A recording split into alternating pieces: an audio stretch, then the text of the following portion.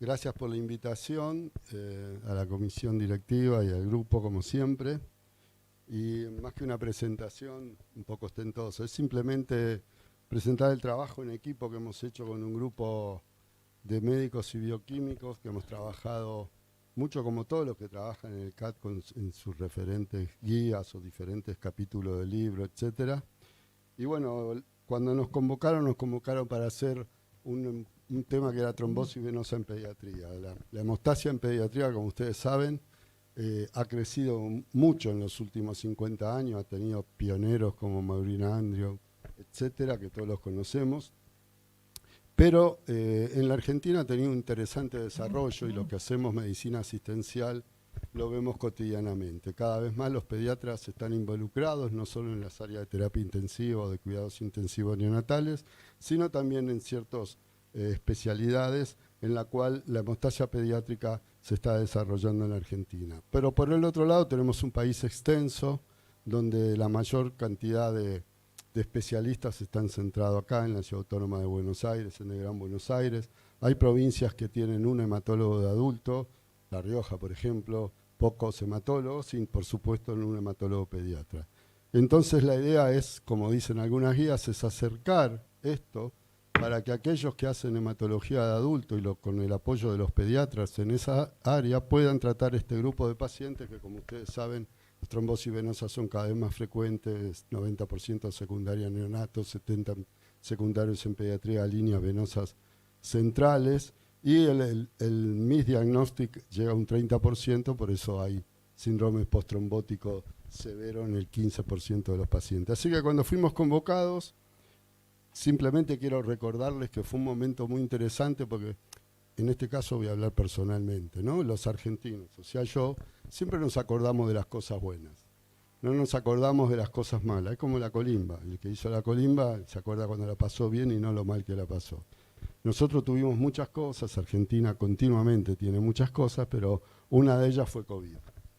Y bueno, y esto fue en el momento del COVID, no había presencialidad, después se fue adquiriendo paulatinamente la presencialidad, y cuando convoqué tuve la primera gran respuesta, que fue muy linda, que todos los convocados aceptaron. Solo hubo una deserción que no pudo aceptar por razones particulares, menos mal, porque si no íbamos a ser 13 los que son cabuleros, es un número feo. Pero bueno, y ahí convocamos y comenzamos a trabajar. Recuerdo unas palabras que me dijo uno de los componentes cuando hablábamos del prólogo. El prólogo es tuyo, así que haz lo que quieras. Y bueno, hice lo que quise, y así fue que esta es la frase que yo creo que a mí por lo menos me inspira, que Sun Tzu es el arte de la guerra. Ustedes saben que ahora es un coaching obligado en empresas, etcétera, pero él no lo escribió para eso. Bueno, quien no tiene metas es poco probable que las alcance. Yo la verdad no tenía la meta de hacer una guía, ya había colaborado con el manual del CAT, etcétera, estaba en otra cosa, y fue un lindo desafío. Y así fue que los convoqué, aceptaron, y acá comenzamos. La primera reunión fue el 21 de octubre de 2020. Y la última reunión fue el 17 de agosto de 2022. ¿Por qué puse esto? Porque pasaron muchas cosas. Además, yo estoy en una edad donde no tengo que ir a buscar pibes al colegio, trabajo y puedo suspender mi trabajo y después retomarlo. Pero acá hubo gente que en el medio de esto, con COVID, etcétera, cuando se retomó la presencialidad, seguían con sus actividades profesionales, etcétera, habituales, y ustedes saben lo que es esto en la Argentina, más allá de la situación social y económica. Así que bueno, seguimos con esto, y normalmente no se nombra a la gente, pero yo tengo un compromiso, por lo menos conmigo mismo, de nombrar a aquellos que han colaborado, pero un trabajo tremendo. Le vuelvo a repetir, uno se recuerda las cosas buenas y no los momentos en que tenía que trabajar, no llegaba a la reunión, etcétera. Así que yo los voy a nombrar, no es mi costumbre, pero este equipo entre médicos y bioquímicos funcionó de maravilla, lo cual no quiere decir que fue una maravilla. Funcionó de maravilla, había momentos en los que no coincidíamos, siempre el disenso fue sumamente constructivo.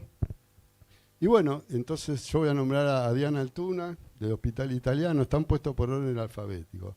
A la doctora Mailí, para nosotros Arrieta, que es de San Juan, a Carolina, que está acá, felicitaciones, que es del Garrahan.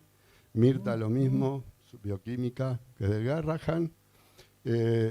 Marcone, que está acá, bioquímica también, del Hospital de Niños Gutiérrez, donde uno se formó.